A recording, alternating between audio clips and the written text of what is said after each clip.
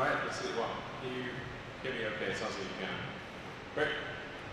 Well, welcome. We're incredibly excited to talk more about the BFR rocket and announce the first private astronaut, first a private citizen that's going to go into deep space. And I'm going to start off with just talking a bit about BFR and kind of how we got to this point. So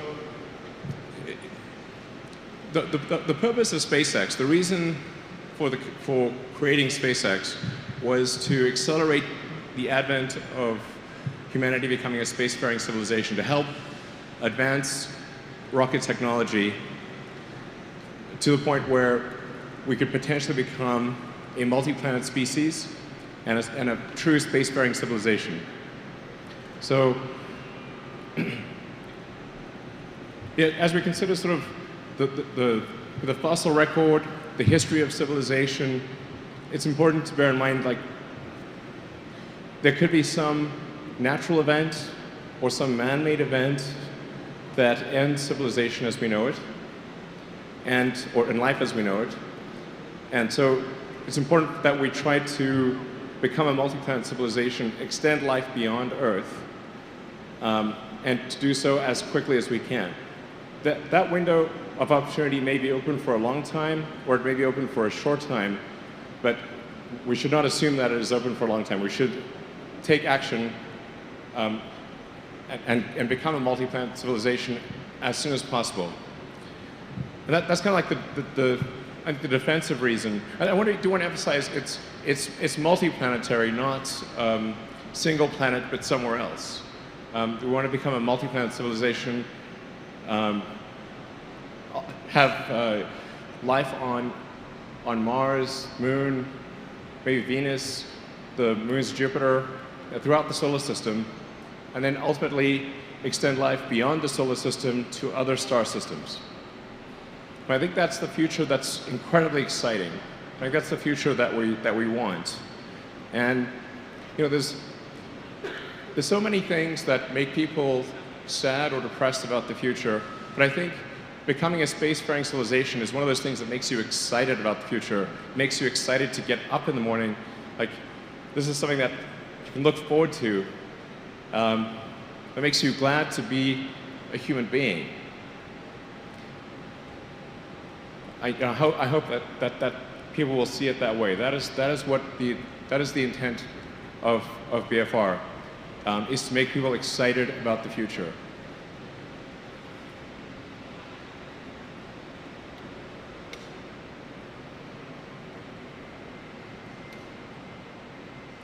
So this is sort of an illustration of what it would be like on Mars base. And I want to talk about it. It will show you, like, this is where we were 10 years ago. So we're almost at the 10th anniversary of SpaceX's first flight to orbit. So that was 2008. Yeah, September 2008. It's the first time we made orbit. And we'd had 3 attempts before that did not succeed.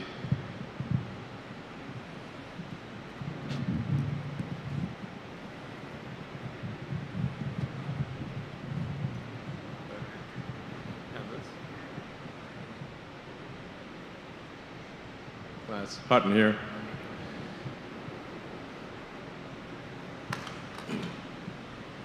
So we'd had 3 attempts to reach orbit, and then the fourth attempt reached orbit in September 2008. And if we had not reached orbit on that attempt, the SpaceX would not exist. So that was the fourth and final possibility of reaching orbit. So that was a very, very tough launch emotionally. But fortunately, that launch did make it to orbit. And then not long after that, we won our first really major NASA contract, or we won the space station servicing contract. And those were 2 things that were instrumental in SpaceX's success. Then that brings us to where we were earlier this year, which is the launch of Falcon Heavy. So we went from Falcon 1 being just a little rocket that could launch only half a ton to low Earth orbit, and it had no reusability, to Falcon Heavy, which is the most powerful rocket in the world by a factor of 2, with enough payload to orbit capability to put a fully loaded 737 passengers, fuel, and luggage into orbit. And we're able to launch sort of a fun payload, which is, a Tesla Roadster with sort of a Starman mannequin to Mars orbit. So we're able to launch quite a heavy payload to Mars orbit and bring the 2 side boosters back and land them back at Cape Canaveral. The center core didn't land successfully, but we'll be able to do that, we think, in a subsequent launch. But it was a massive change over the course of 10 years to go from just barely being able to get to orbit to the most powerful launch vehicle in the world by a factor of 2, to have a full reusability of the boost stage. We've now done missions where we've launched the boost stage several times, which is quite great. And then we've been able to refly our Dragon spacecraft. So it's an enormous change over the course of 10 years. And I think if you say, okay, how many people predicted in 2008 that SpaceX would have done these things by 2018? I think 0. I think 0. I'm not sure it's 0, but I'm not aware of anyone who had made that prediction, including me, by the way. I would have said this is unlikely. Nonetheless, in 10 years, we got from tiny rockets barely making it to orbit to the world's biggest rocket by far, with reusable boost stages and sending a car to Mars. By the way, a lot of people don't understand why we sent a car to Mars. Obviously, that's a bit confusing. Why would you send a car to Mars? That's bizarre. But the real reason was we wanted to just have something that was fun and that people could identify with. And normally when a company creates a new rocket, they just launch a slab of concrete or something. And I was like, well, that's pretty boring. So we wanted something that was fun and that felt like you could maybe be there. And that was the reasoning behind the car and the astronaut in the car. That was a tribute to David Bowie and the Hitchhiker's Guide to the Galaxy and a few other things. And there's also the Asimov Foundation series etched in glass in the glove compartment. So that's, in fact, Asimov's Foundation series is a key inspiration for SpaceX.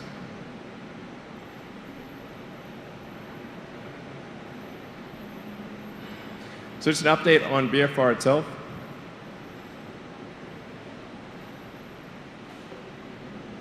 So the design, the production design of BFR is different in some important ways from what I presented about a year ago.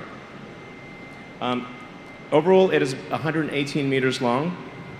The payload is still similar. It's about 100 metric tons.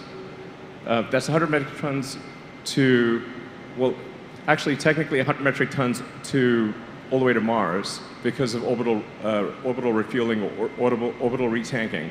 So BFR is designed to be able to take 100 tons all the way to the surface of Mars, or to any, well, surface of Mars, maybe Ceres, but if you have a propellant depot on Mars, you're able to get from Mars to the asteroid belt to the moons of Jupiter, and kind of like planet and moon hop all the way to the outer solar system. So BFR is really intended as an interplanetary transport system that's capable of getting from Earth to anywhere in the solar system as you establish propellant depots along the way.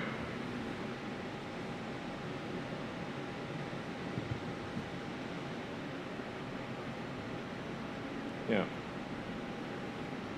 So we've increased the payload section to be over 1,000 cubic meters. I think it'll probably end up being something around 1,100 cubic meters. There are forward actuated fins and rear actuated fins. The way that BFR flies is somewhat counterintuitive. If you apply your sort of normal intuition, it will not make sense.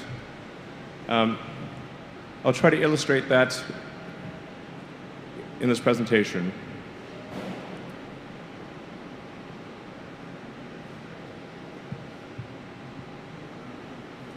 So there's the two forward actuated flaps, and then there are two rear actuated wings or fins or flaps, depending on what. They're not exactly comparable to anything else out there. But you kind of want four control surfaces to be able to control the vehicle through a wide range of atmospheric densities and velocities. So the way it operates is kind of more like a skydiver than an aircraft. Almost the entire time when it's re-entering, it is just trying to brake. It's just trying to stop. So it's doing everything it can to shed velocity while distributing that force over the most amount of surface area possible. So two of the three rear fins actuate. They're like giant wings. It actually requires an enormous amount of force to move those wings. It's sort of in the meganewton class of force. The third fin or wing-like structure is actually does not actuate, and it is not a vertical stabilizer as it may appear. It is actually just a leg. So during the high velocity portion of entry, it's in the lee of the wind, and it really doesn't have any aerodynamic purpose, and it's really just a leg. It looks the same as the other ones for purposes of symmetry. So this is a true physics simulation of BFR re-entering.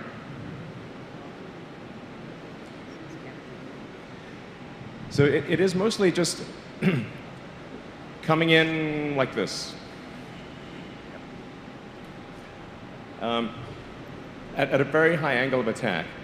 In fact, one of the things that, for the general public, is a tricky thing to understand is that orbit means you're zooming around the Earth at a very high speed.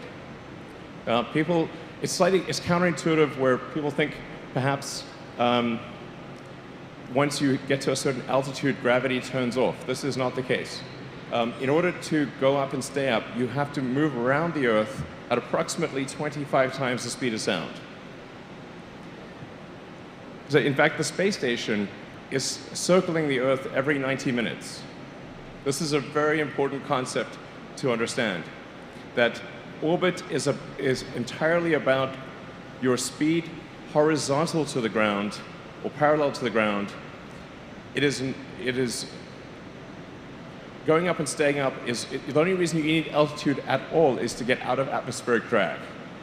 So if Earth didn't have an atmosphere, you could orbit 1 meter or like 3.28 feet above the ground, no problem. Well, it'd be a little dodgy, but it's technically possible. So yeah, if you looked at that simulation, it might be worth playing that again, actually.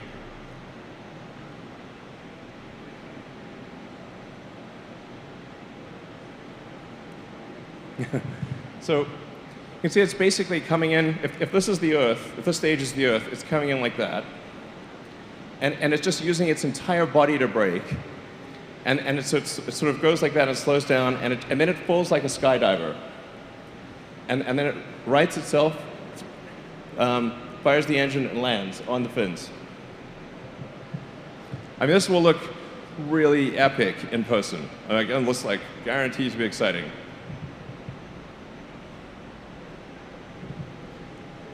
Then you can see it sort of falling body first for quite a while.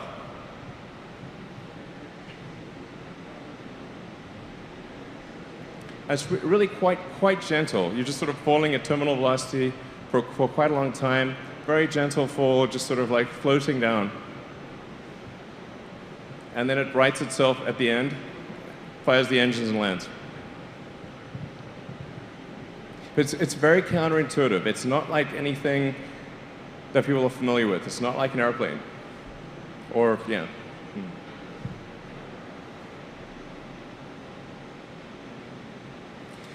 And then obviously, if you're landing on the moon, you don't need any aerodynamic surfaces at all, because there's no air. You just need thrusters.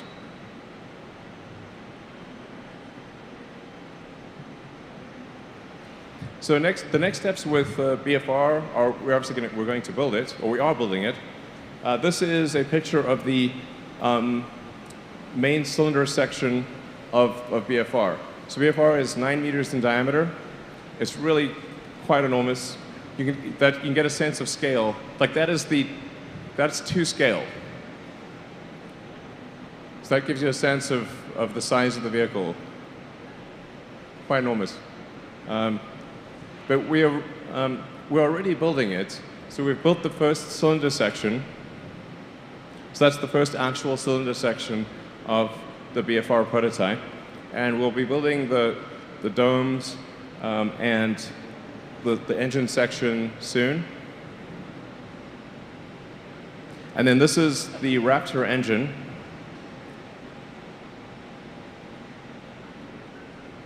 So this is the Raptor engine that will power BFR, both the ship and the booster. It's the same engine.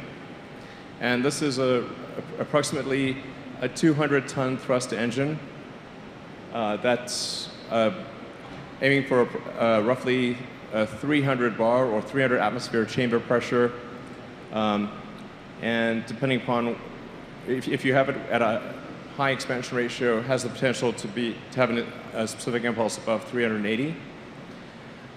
But it's a stage combustion, full flow, gas, for those who are interested in technical details.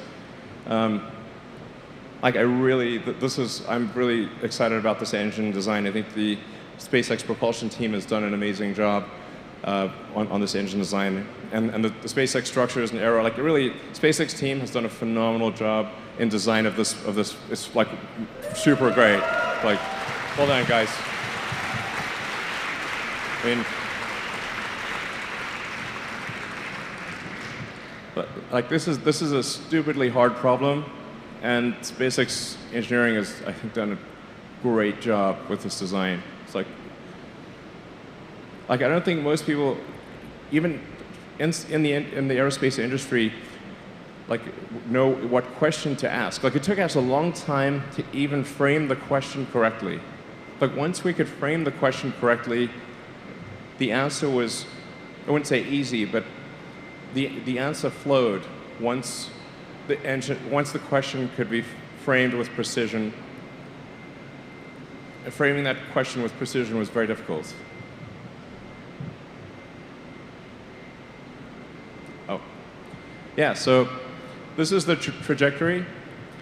So we'll take off, have booster separation, go into parking orbits, do a translunar injection, fly around the moon, and then come back and land.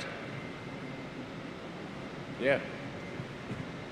That should take a few, basically about 4 or 5 days, and be very exciting indeed.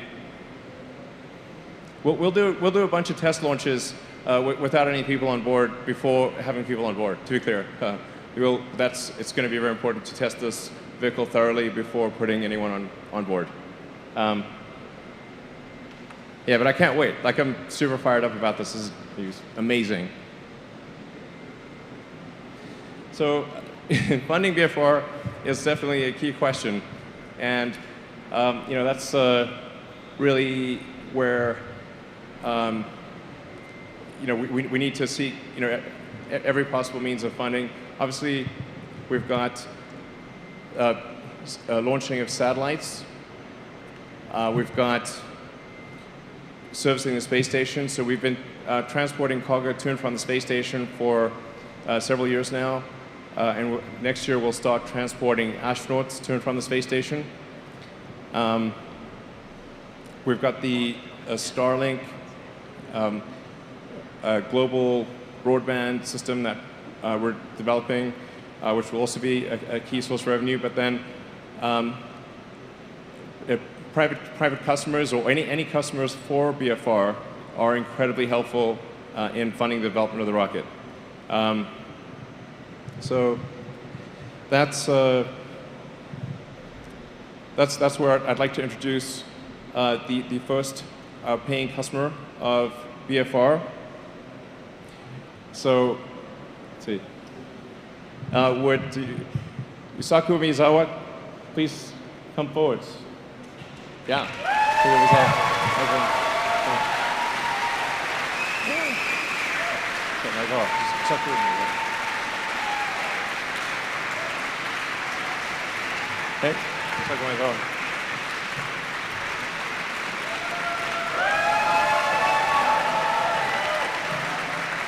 Thank you, Elon.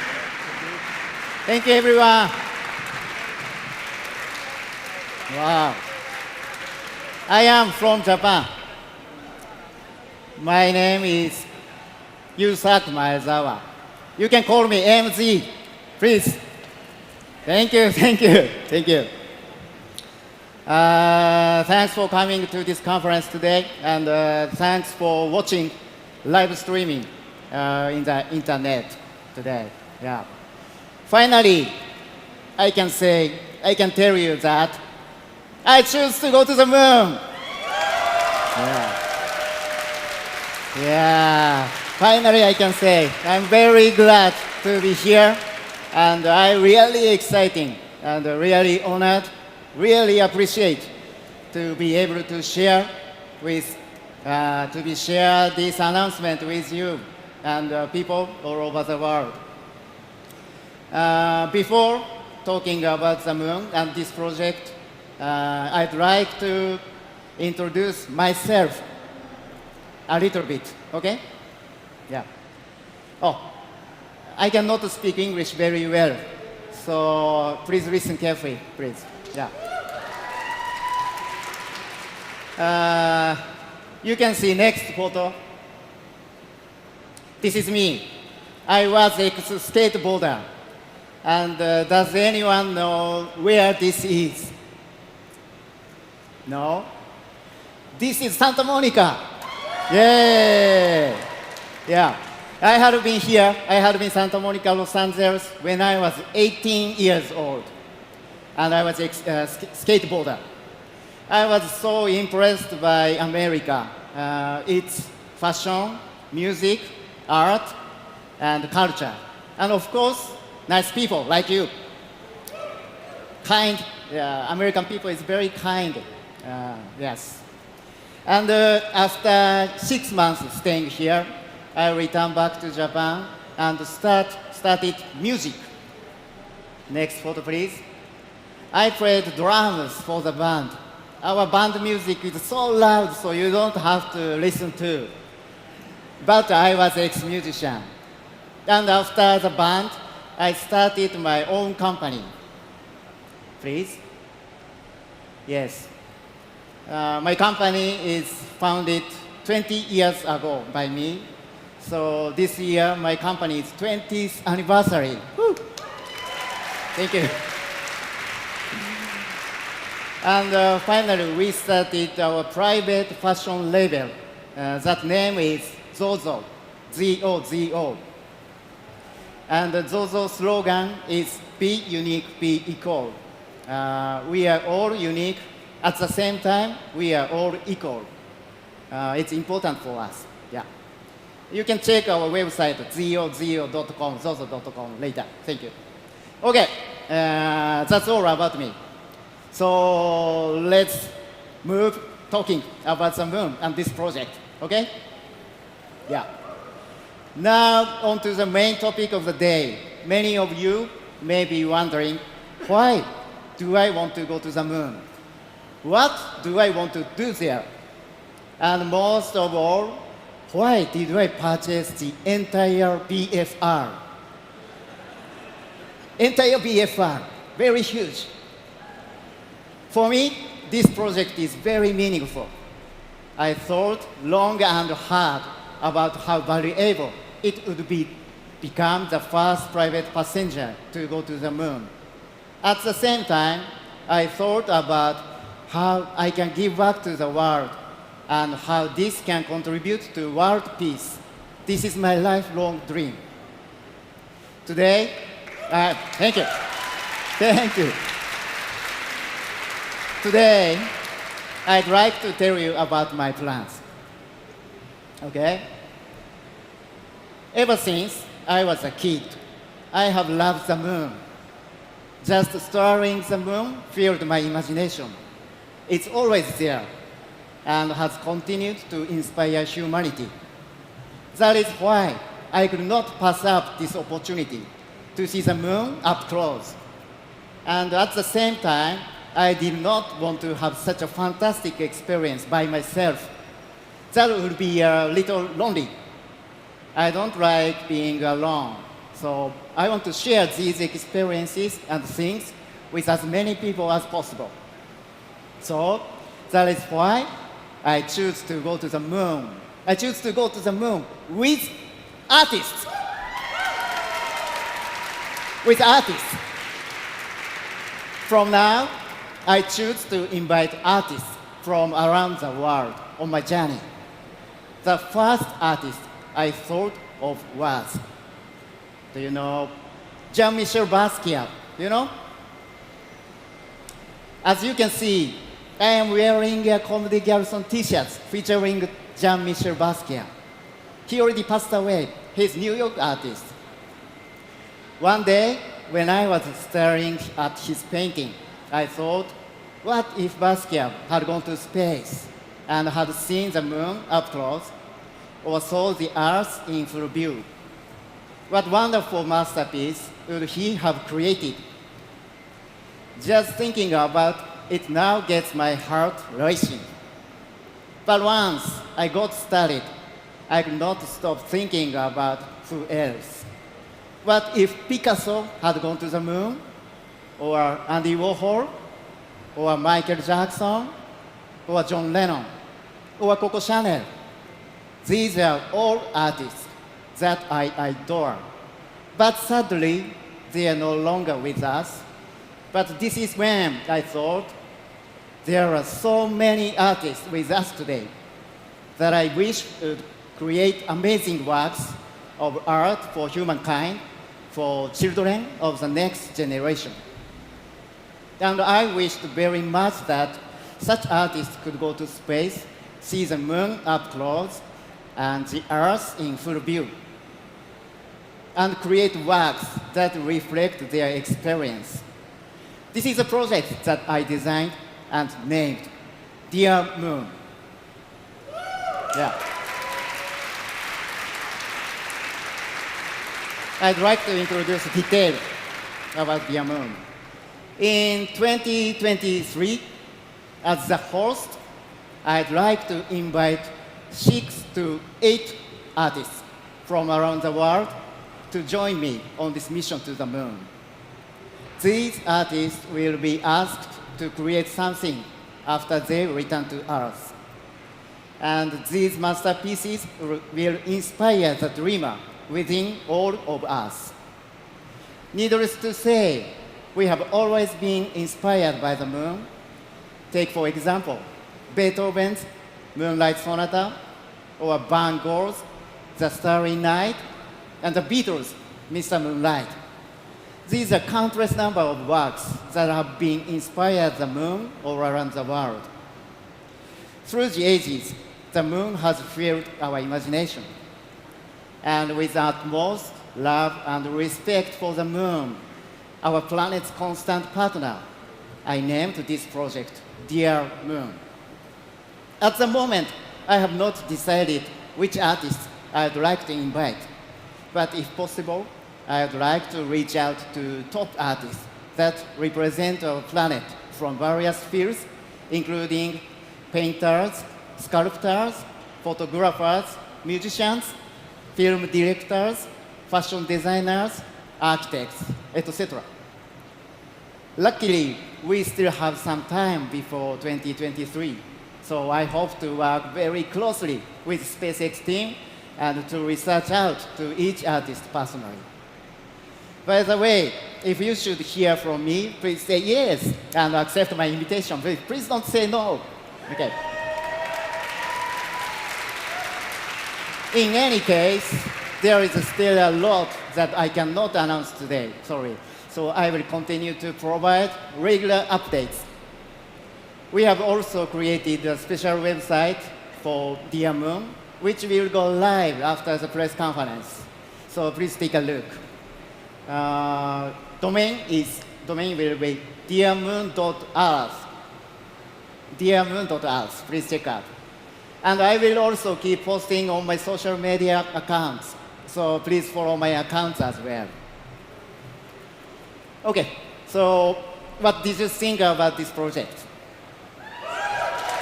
Oh. Thank you. Thank you.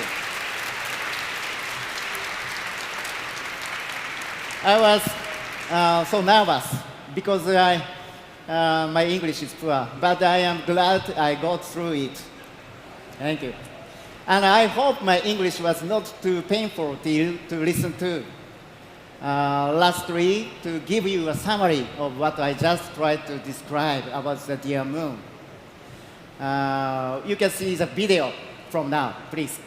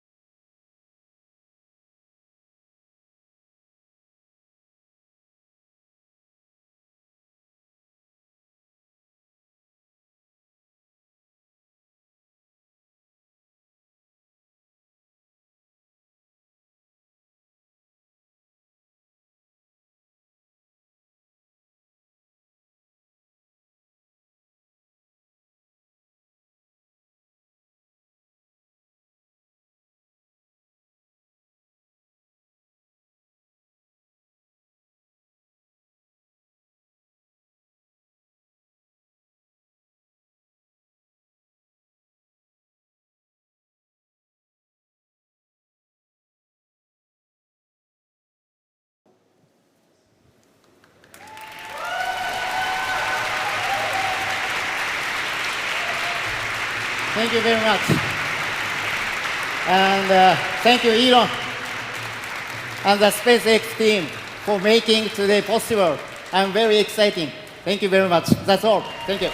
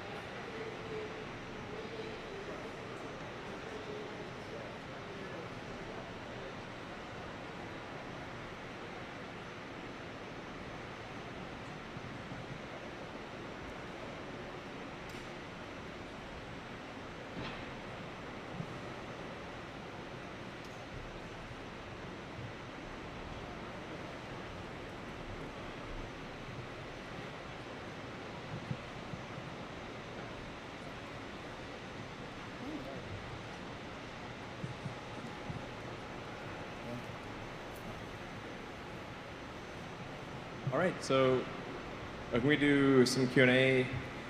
Not sure. Sorry? Yeah. Great. How did the questions get asked? I'm not actually sure. Hi, Elias. Ken Chang from New York Times. Oh, okay. So Hey, Ken. in the past 2 years, we've seen 3 designs for this rocket, and it's 5 years before you plan to send these people to the moon. Have you finalized this? Are you still planning the hopper test next year? And could you sort of give more details of how you plan all these tests to be ready in 2023? Are you planning like an uncrewed mission to the moon and back?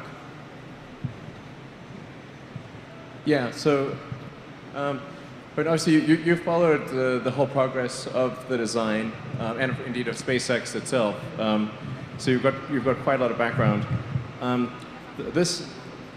I feel like this is the final iteration in terms of broad architectural decisions for BFR, BFS.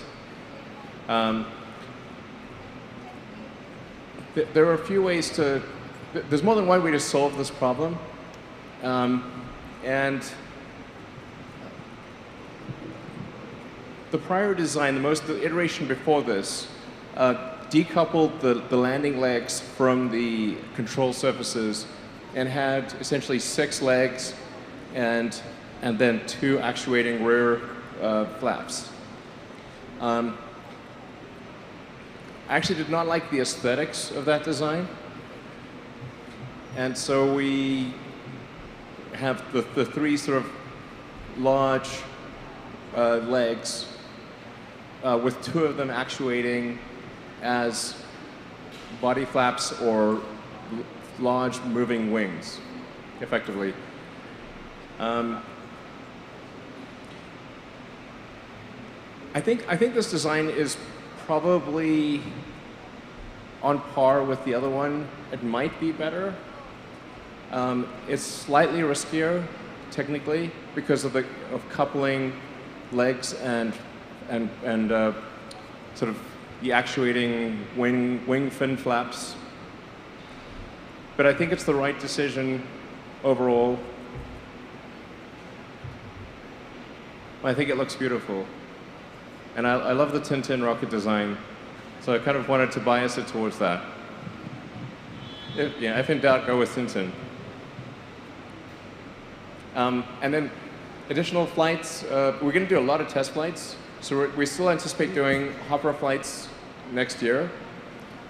And then, depending upon how well those go, we'll do high altitude, high velocity flights with the ship in 2020. And also start doing tests of the booster. And if things go well, we could be doing the first orbital flights in about 2 to 3 years. And then we'll do many such test flights and before putting any people on board. I'm not sure if we will actually test a flight around the moon or not, but probably we will try to do that without people before sending people. That would be wise. Yeah.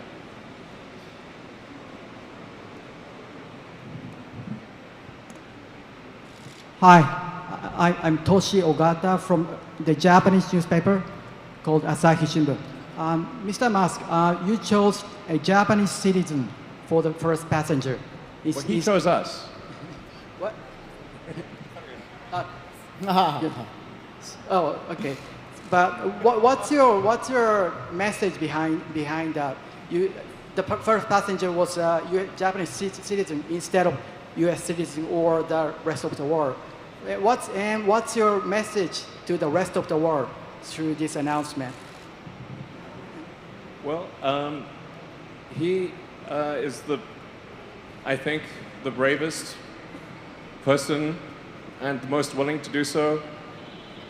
And he was the best adventurer, I think. He stepped forward to do it. To be clear, this is, it's really, we're honored that he would choose us. This is not us choosing him. Yeah, I would defer to comments. You know, maybe you would like to make some comments, but he's a very brave person to do this. And because he is paying, you know, a lot of money, we're not disclosing the amount, but he is paying a lot of money that will help with the development of this ship and booster. And ultimately, you know, this system, this BFR system, is intended to be able to carry anyone to orbit and to the moon and to Mars. And so he is ultimately helping pay for the average citizen to be able to travel to other planets. It's a great thing. Yeah.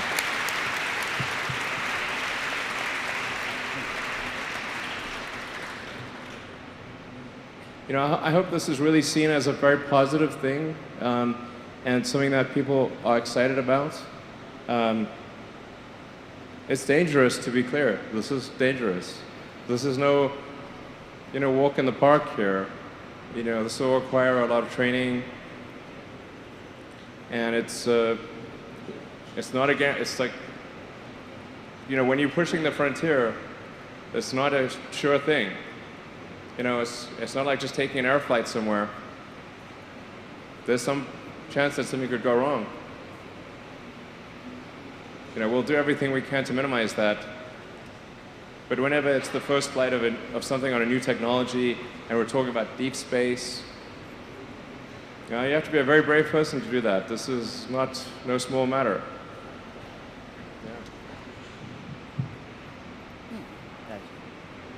David Curley from ABC News. 2 quick questions. It's impossible to know where the mic's coming from because I just hear the speakers. Sorry. Yeah, no worries. Yeah. No pad. Falcon Heavy and the 2 deposits, the 2 passengers who were going to go, what happened to them? And bigger picture, what did you think when he came to you and said, I want to do an all-civilian global art project and buy an entire flight to the moon? Well, it's the same person, but with Falcon Heavy and Dragon, that we would have had essentially, especially for a trip around the moon, only room for 2 people, because it's meant for sort of 4 to 7 for low Earth orbit on Dragon. But it's like about the size of, you know, an SUV inside there. Like if you have a 5-day journey in an SUV, you don't want to be jam-packed. So that's why there was sort of only kind of 2. Now, BFR has got room for 100. And we said, well, maybe it's wise on this to have about a dozen people or thereabouts on the first trip into deep space. You know, he's very graciously offered to provide those seats to artists and cultural influences and like basically, you know, key influences in society and we better get that flight right. We're gonna definitely be doing everything we possibly can to make sure that is a good flight. But instead of 2, you can have a dozen, and you know, probably not wise to have 100 on this flight. But we'll leave a lot of extra room for, you know, extra fuel and oxygen, you know, sort of food and water, spare parts. Just sort of kind of just in case, yeah, if something goes wrong, like you have as much opportunity as possible for a recovery. I mean, this is a dangerous mission. It's definitely dangerous. Yep. Danger. Yeah.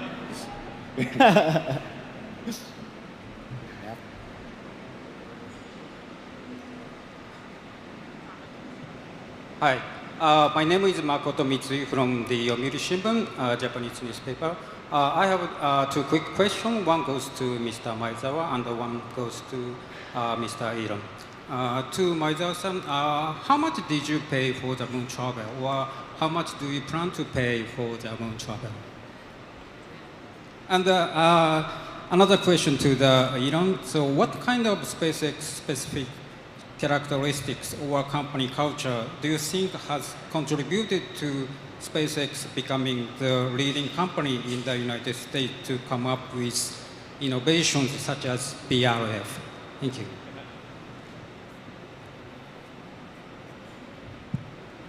Sorry, I cannot answer the price, the cost today. Sorry.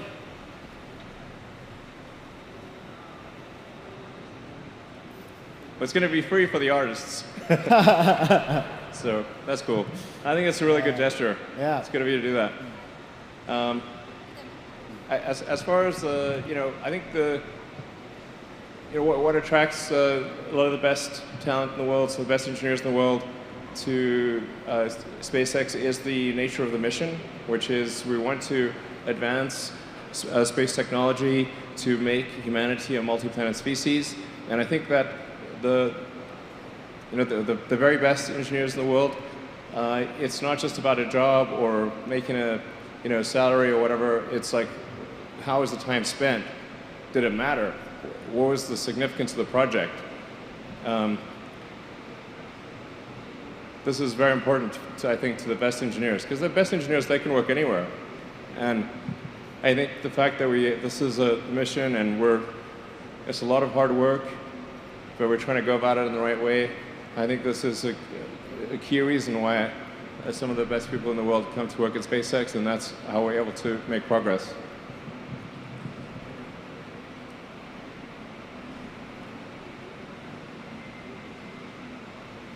Maroon jacket, right here. Hey. Hi, how are you? Mireya Villarreal with CBS News. We just had a quick question. I mean, obviously we know that this is going to take a lot of time and a lot of effort and a lot of precision. In the past, we've known that there have been project deadlines that have not been met. For example, with the Falcon Heavy, what makes you so sure that you can actually meet that 2023 deadline? No, we're definitely not sure. I want to be clear. And I think we've been pretty unsure about prior dates too. I mean, if I had some sort of crystal ball, I'd love to know, how long something will take. I mean, you have to set some kind of date that is kind of like the things go right date.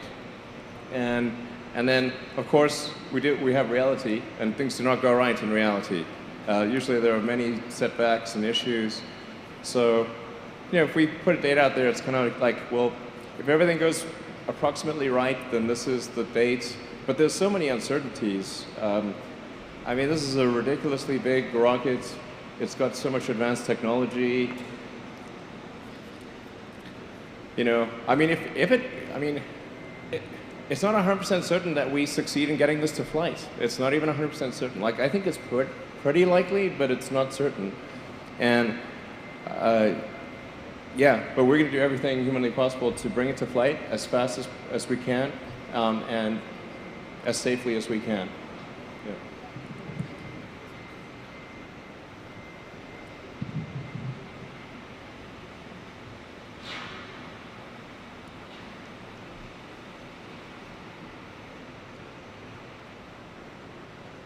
Hi, Stephen Clark from Spaceflight Now. Elon, have you made a decision on where the BFR will launch and land initially? And also, for Yusaku, if you're not saying how much you are paying, but can you say if you've made a down payment of any kind at this point? Thank you.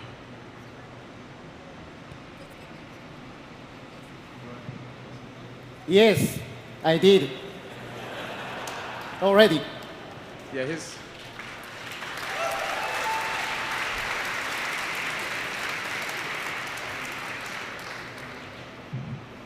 here's the real deal. Definitely it's made a significant deposit on the on the price, which is a significant price, and will actually have a material effect on on paying for the cost of development of BFR. It's a non-trivial amount that is, it's like of material impact to the BFR program. So it really, actually, it makes a difference. This is, yeah. He puts his money where his mouth is. It's legit. So.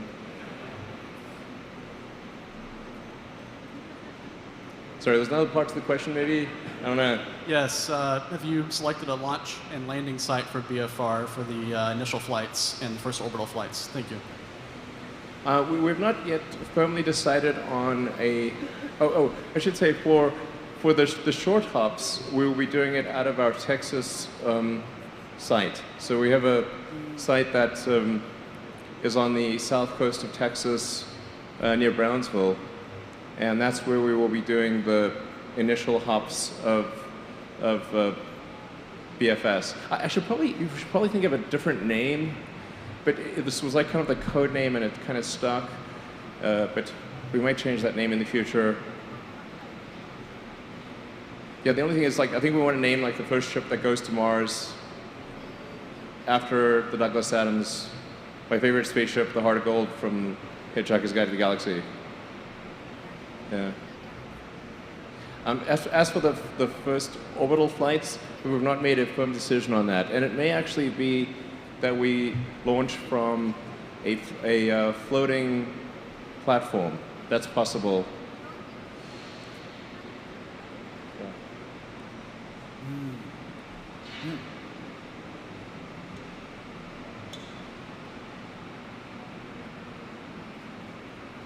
Hi, thanks for doing this. You've shown us the outside of the spacecraft. Can you talk about the work that you've done so far and what the plan is for stuff that goes in it, life support, interior, all the safety stuff you're going to need? And speaking of safety, you mentioned this is a very dangerous mission. Can you talk a little bit more about that? Like, is there any quantification you can provide to us? Any sort of testing you're doing to the carbon fiber body, things like that, to ensure that this can be as safe as possible? Thanks. For the interior, we've just have some sort of concepts in terms of what it would be like, and depending upon what type of mission, you'd have a different configuration. So if you were going to Mars, for example, that's at least kind of a 3-month journey, maybe upwards of a 6 or 7 month journey. So if you're going to be in something for 3 to 6 months, you want to have like a cabin, and then have like a common area for recreation, and some sort of meeting rooms, or, like, because you'll be in this thing for months. Now, if you're going, say, to the moon or around the moon, you kind of have a several day journey. So probably still want cabins.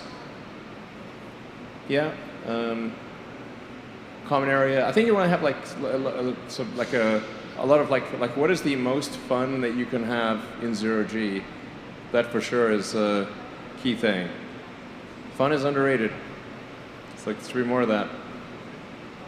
So, well, like, what is the most enjoyable thing we can possibly do? We will do that, I think. And then safety-wise, this will be built upon our work with the NASA Crew Dragon design. We're going to put more engineering effort into having a fully recyclable system for BFR, because if you have a very long journey, it makes sense to have like a sort of closed loop oxygen CO2 system, a closed loop water system. Whereas if you are, say, just going out for several days, you don't necessarily need to have a fully closed loop system. So there's like a fair bit of engineering that's needed for the Mars journey, but I think probably we can mostly leverage the work we've done for the NASA Crew mission to the space station for the lunar journeys. And we've learned a great deal from NASA, and I really just want to, just give another word of appreciation to NASA. We would not be where we are today without them, and that NASA does remain our primary priority, along with national security space missions. Yeah. Hello, I'm Tim Fernholtz with Quartz over here. Hey Elon, hey MZ. Question for each of you. MZ, I'm curious if you could talk about what kind of training you expect to go ahead of this mission, what the experience is going to be like to you, and how much input you're having in that tourist experience. And then Elon, I'm just curious if you can tell us what percentage of the company's effort or time is going to BFR right now versus other projects? And how important is that April 2019 commercial crew flight to making this moon mission happen?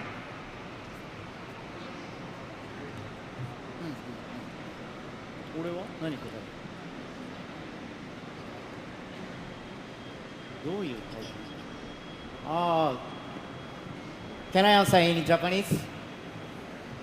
Yeah. まあそのこれから全部決めますと。まだ何も決まってません。でトレーニングもどんなことするかもまだ分かりません。So nothing is written in stone. So we are going to start discussions and decide here on forward. And we haven't really discussed what type of training we'll be doing as either. All right. Let's see. In terms of SpaceX resources, this is still quite a small portion of SpaceX resources. Certainly less than 5% of SpaceX. Less than 5% of SpaceX resources are currently spent on BFR. Now that will change quite significantly in the years to come. But overwhelmingly, our resources are focused on launching satellites, transporting cargo to and from the space station, and then our top priority is the upcoming NASA crew mission next year, and we're hoping to do a test flight of Dragon 2 in December, and then a crewed flight next year, hopefully in the sort of second quarter of next year. So that's definitely our top priority. As we complete Crew Dragon, then we will shift our resources more and more to BFR. So I think, assuming that the National Crew Mission goes well, and that's really quite fundamental to the future of SpaceX. As I said, it's the top priority. Then, once that is, well, hopefully, assuming that is successful and goes well, then we're probably towards the end of next year, we would switch a majority of our new engineering development towards BFR by the end of next year.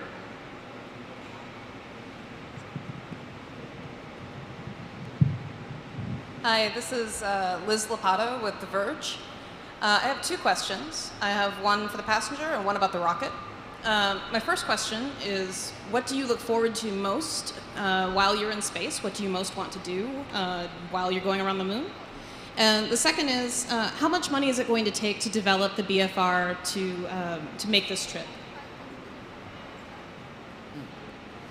I love art, so アートとアートの融合だからアーティストとアーティストがコラボレーションして何が生まれるかっていうのを目の前で見ることができるのが非常に楽しみです。So I love art, and I'm looking very much forward to seeing what different artists getting together could bring to life. It's actually hard to say what the development cost is of the BFR system. I think it's roughly $5 billion. You know, it's difficult to say what it would end up being, but if I were to guess, it would be something like $5 billion, which would be really quite a small amount for a project of this nature. Like $5 billion is obviously a very large amount of money, but small for a project of this nature. Yeah. Last question to the LA Times. Hi, Samantha Masanaga, LA Times. One question for Elon. You mentioned the various revenue streams that you're planning to use to pay for BFR development. What's your estimate of the development costs for BFR? Sorry, just the question. Oh, what's your estimate of development costs for BFR? Oh, that's what I was talking about. Is for this BFR system, I think it's probably on the order of $5 billion. Something like that. I don't think it's more than 10, and I don't think it's like less than 2.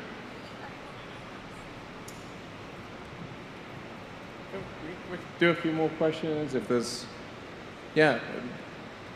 I want to make sure if made your way out here and you feel like there's an important question that we haven't, we definitely try to do our best to answer it. Elon. And by the way, thanks guys for coming out here. It's good to see you. Yeah.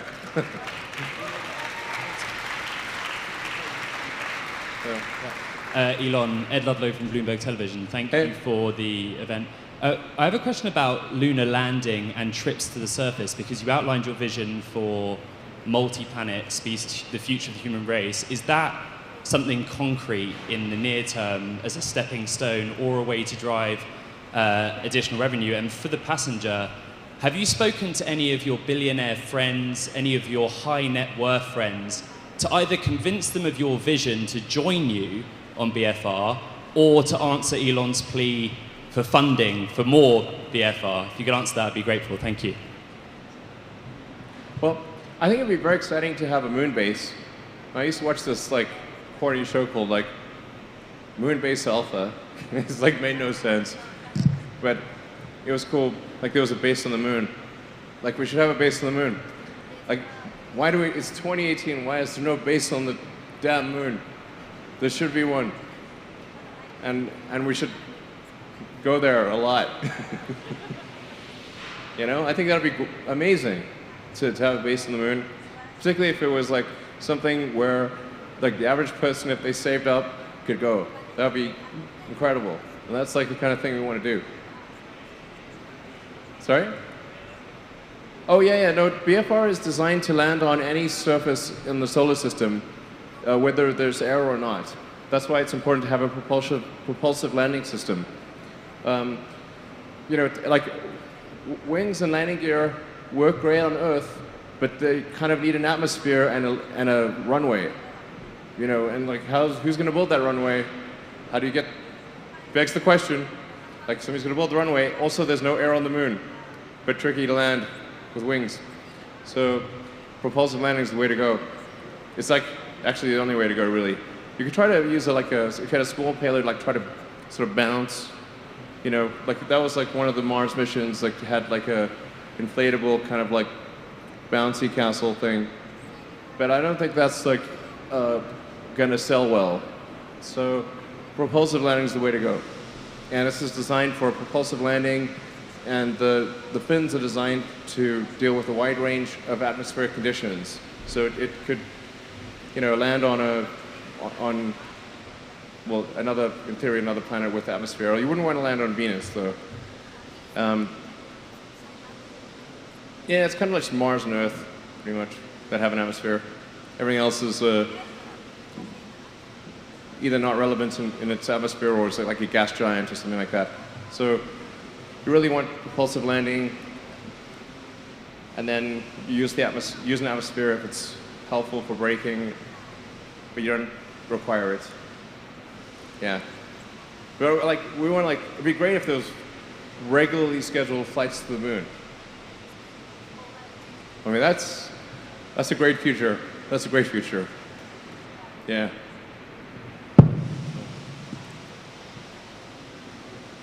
Thank you, Elon. Eric Johnson with Reuters News.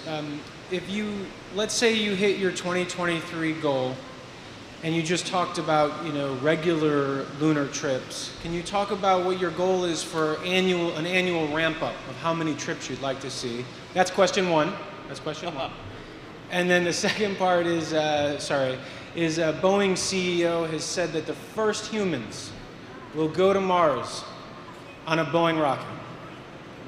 Game on. Let's do it. Okay, that's what I want to ask you, is given the increased competition, good. What do you have to say to that? Thank you so much. I say yeah, good. That's I'm glad you said that. That's great. We should do it. Competition's a good thing. It's races are interesting. I say I'm glad. I hope Boeing really goes hardcore for Moon and Mars missions. Yeah, that'd be really great. As far as the ramp up, it's as fast as we can make it go, we'll make it go.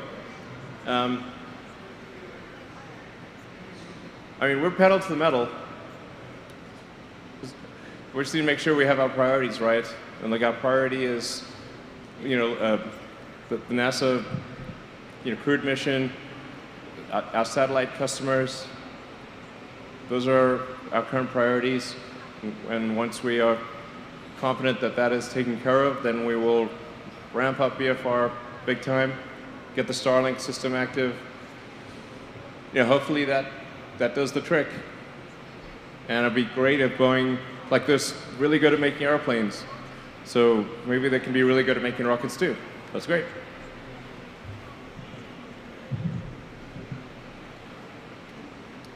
Hey Elon, Tim Dodd, the Everyday Astronaut here.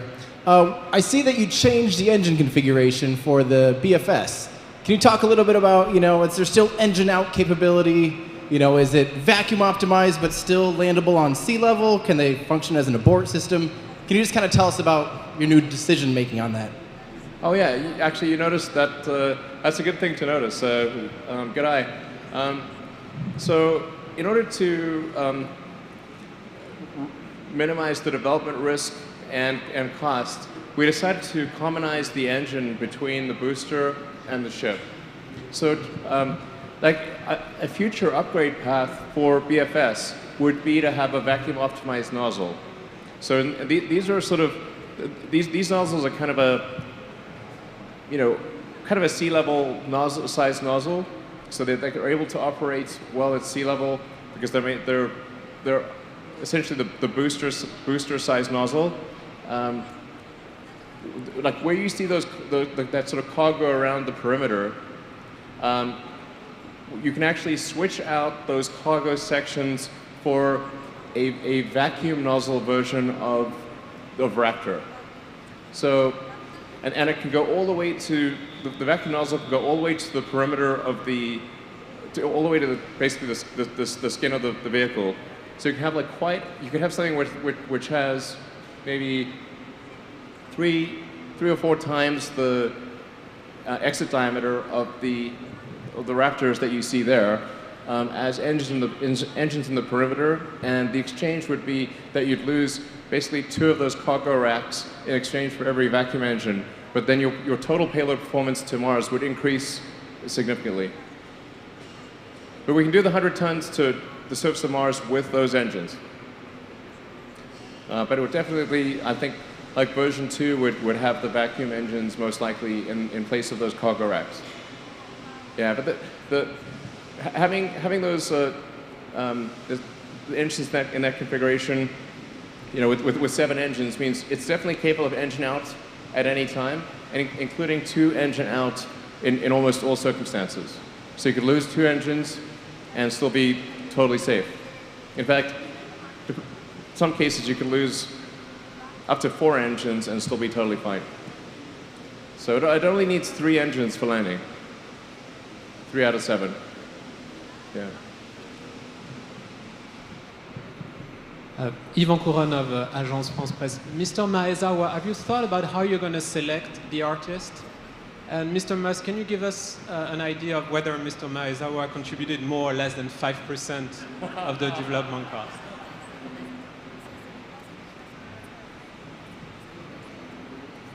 そういうこと。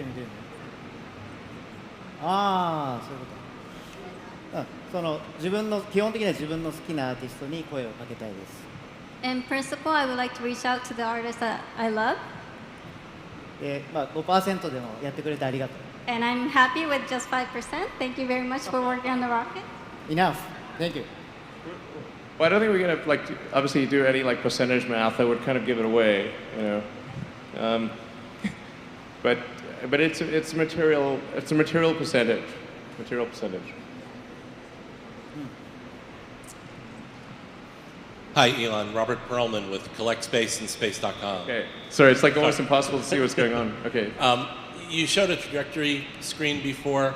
For this flight, can you talk a little bit about the profile, maximum G that the passengers will experience? How long will they be at the moon, and how close will they be above the surface? Well, it's important to bear in mind we can actually adjust the maximum Gs in exchange for a reduction in payload. So this is a mission we could probably do in the ascent phase, keeping it under a 3G ascent. Although, normally you'd probably want to go to 5Gs, but under 3Gs, maybe even like 2.5, because we'd have a lot of extra payload. And then this mission would be a loop around the moon. The exact mission profile has not been decided, but I think it would be pretty exciting to kind of like skim the surface, go real close, and then zoom out far, and then come back around. So in the diagram, it looks kind of symmetric, but I think you'd probably want to go real close, and then go zooming past the moon, go far out, kind of get about as far from Earth as you can get within reason. So like even the moon's relatively small, and you come zipping back in, and then if we do we could do sort of like like an initial atmospheric. There are like two ways to do it. You could either come straight in, which would be a relatively high G situation. That might be like maybe a 6G entry or something like that. Or you could do one where you skim the atmosphere and shed velocity, and then capture into low Earth orbit, and then do a deorbit burn and come in which case you could probably keep the entry Gs hopefully to around 3. This is sort of pretty off the cuff here, but those are kind of, I think, close-ish numbers. Yeah.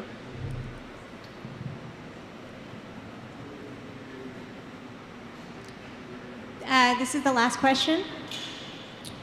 Michael Sheets with CNBC. Elon, you're standing next to the first real person who's putting money behind a project of putting people into space. What does that make you think about going into space yourself, and when do you think that's going to happen? You mean like me personally? Oh, well, I think first of all, like I would say, I think this is like done a lot to restore my faith in humanity, that somebody's willing to do this. Like, take their money and like help fund this new project that's risky, might not succeed, it's dangerous.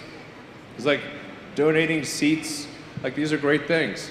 It's like, I tell you, it's done a lot to restore my faith in humanity.